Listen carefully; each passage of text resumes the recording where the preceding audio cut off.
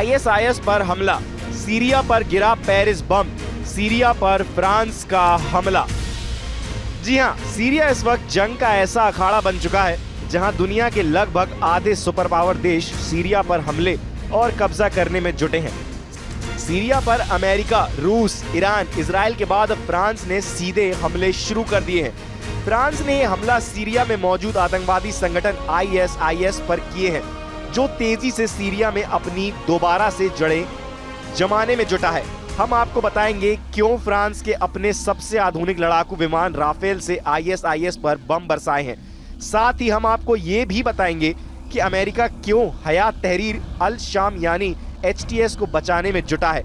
Syria इस वक्त जंग का ऐसा अखाड़ा बन चुका है जहां तीसरे विश्व युद्ध के मोहरे बिछाए जा रहे हैं।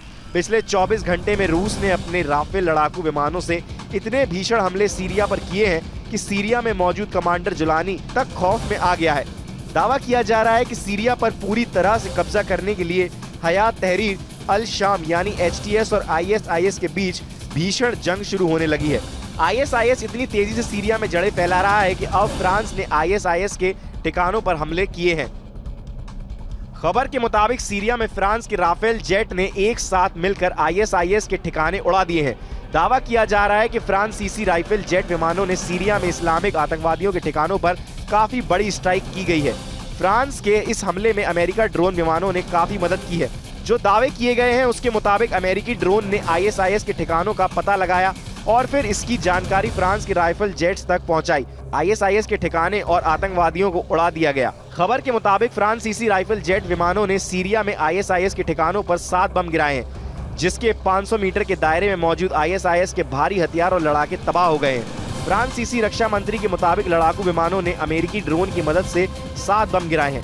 फ्रांस का दावा है कि आईएसआईएस पर किए गए हमले पूरी तरह से सफल रहे हैं और आईएसआईएस को भारी नुकसान हुआ है। एक तरफ सीरिया में आईएसआईएस पर हमले हो रहे हैं तो वहीं दूसरी तरफ हयात तहरीर अल शाम यानी एचटीएस के कमांडर जुलानी का दबाव बढ़ाने के लिए यूक्रेन ने जोर लगाना शुरू कर दिया है। जरा ये तस्वीरें देखिए। सीरिया में असद के भागने और रूस का दबदबा खत्म होने के बाद यूक्रेन वहां एक्टिव हो गया है। यूक्रेन के विदेश मंत्री एंड्री सिबिहा ने सीरियाई विद्रोहियों के नेता अब्बू मोहम्मद अल जुलानी से मुलाकात कर रहे हैं। ये तस्वीर साबित करती है कि सीरिया में अब सबसे बड़ा नेता कमांडर जुलानी ही होगा। इसी मीटिंग के बाद सीरिया के विदेश मंत्री असद हसन अल शिबानी ने साफ कहा कि वे यूक्रेन के साथ रणनीतिक साझेदारी चाहते हैं। वहीं यूक्रेन ने वादा किया कि वे सीरिया में पहले से ज्यादा सहायता सामग्री भेजेंगे। यूक्रेन के राष्ट्रपति वोलोदिमीर ज़ेलेंस्की ने कहा, सालों तक रूस की दखलंदाजी के बाद हम सीरिया में स्थिरता लाने में मदद कर सकते हैं। इससे पहले यूक्रेन ने शुक्रवार को सीरिया में 500 टन अनाज भेजने की घोषणा की थी। यानी सीरिया में इस वक्त जबरदस्त उठापटक हो रही है। बीते दिनों ईरान की राजधानी तेहरान से 11 दिसंबर 2024 को एक वीडियो सामने आया था, जिसमें ईरान के सुप्रीम लीडर इजराइल और अमेरिका पर भड़कते हुए साफ कह रहे थे कि सीरिया में असद सरकार के पतन के पीछे इजराइल और अमेरिका का सीधा हाथ है। खामनेई का चेहरा देखकर ऐसा लग रहा है कि जैसे वो हारी हुई बाजी लड़ रहे हैं।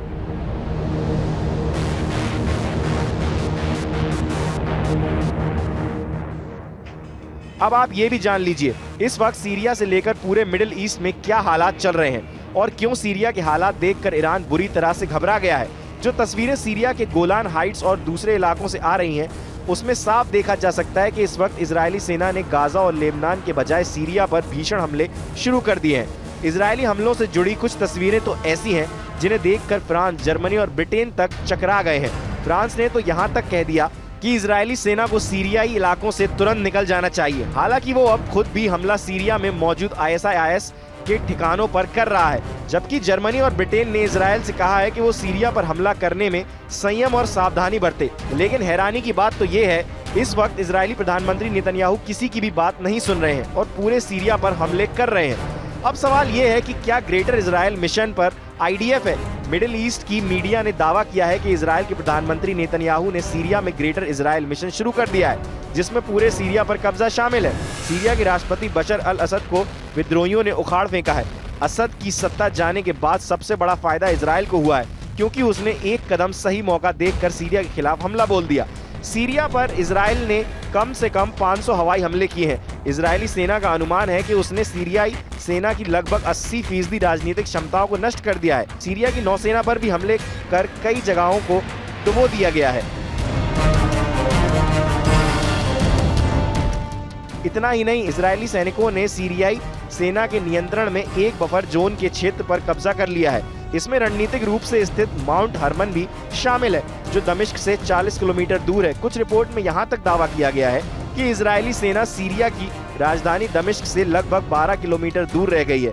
इधर नेतन्याहू ने 115 दिनों में अपनी पहली प्रेस कॉन्फ्रेंस में कहा, जो कोई भी हमारे साथ शांति से रहना चाहता है, हम उसकी ओर हाथ बढ़ा रहे हैं, और जो कोई भी हमें चोट पहुंचाने की कोशिश करेगा, हम उसका हाथ काट देंगे। हैरानी की बात तो ये है कि सीरिया से असद परिवार का पतन करने वाला इस्लामिक चरमपंथी संगठन हयात तहरीर अल शाम यानी HTS भी इजरायली हमलों के सामने बेबस नजर आ रहा है।